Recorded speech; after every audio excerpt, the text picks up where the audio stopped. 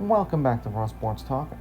I'm Chris, your favorite stat reader, and we have NFL week number 2. The Steelers hosting the Seahawks, and the Steelers are 2.5-point home favorites. The over-under is at 39.5 points. The Seahawks are plus 124 on the money line, and the Steelers are minus 146.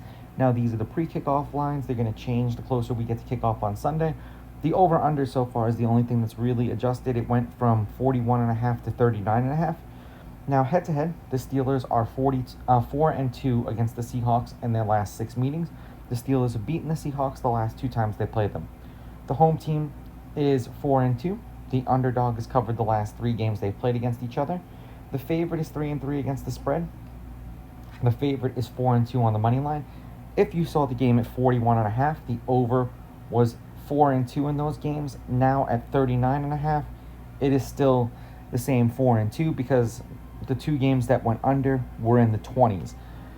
So it'll be interesting to see. Now, are we going to get a replication of what we saw in week number 1 for Aaron Rodgers against his former team in the Jets?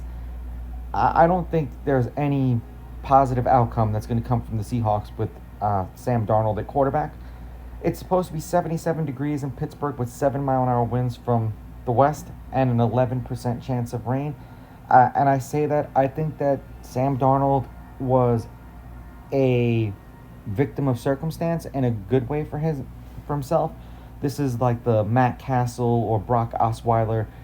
They happened to fall into a really good system, and they looked really good in that, and then they left in free agency and got paid, and now we're seeing kind of exactly what they are.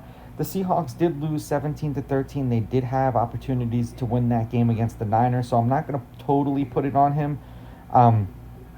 There were some costly turnovers that kind of screwed them.